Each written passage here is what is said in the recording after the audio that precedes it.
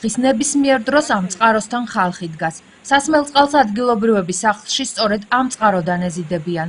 წყლის ავსება ასეთ პირობებში და ამ ვითარებაში ხდება. სარგებლობთ ხშირად აი ამ წყაროდან. მაგრამ უკეთესი იქნებოდა ჩემი სულვილთა და ჩემი შეხედულებით, რომ ცოტა უკეთესად რო იყოს რაკანა მოწყობილი. არის ჭაობიანი არის საგანა სუნი დგას. ხო. მაგრამ ახლა მე ხوار გავაკეთებ ციკო მაგაშენი ჭერიმი. მე ჩამოვდივარ, ხო? უნდა ავანსო წყალი და უნდა გავყვი ახლა მოცკაპიკიანი მას ავტობუსს. ვინ გააკეთებს? ვინ არის გამკეთებელი მითხარ? ვითარება უნდა გამოსწორდეს, ვიზია ბინაში უნდა იყოს დასალევი წყალი. მე ფულს ვიხდი იმაში.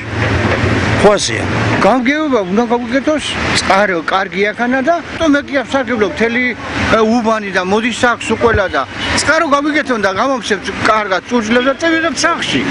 აბა რა ვქნათ სხვაი. ყოველ საღამოს ვავსებ და სარგებლობთ ამ წყლით და ვისურვებდი რომ უფრო კეთილმოწყობილი იყოს, იმიტომ რომ არის ამის რესურსი ჭიათურაში. ნიკოპოლის ქუჩაზე თქვენ როგორც იცით, პირველი სკოლიდან ჯარბელის ხიდამდე ამ წუთში გამოცხადებულია ტენდერი საავტომობილო გზის დაგებასთან დაკავშირებით. ის გზა თავისთავად მოწესრიგდება. ეგ არის მიმდებარე ტერიტორია. ამ გზის გაკეთებასთან ერთად ჩვენ გეგმავთ სანიაღვრე არხის მოწყობას, იმიტომ რომ ზემოდან მთიდან ჩამონადენი წყალი ტბორავს იქ. სანიაღვრე არხი არის ხიდიდან, მაგრამ აქედან არის გასაწმენდი მოსაწყობი.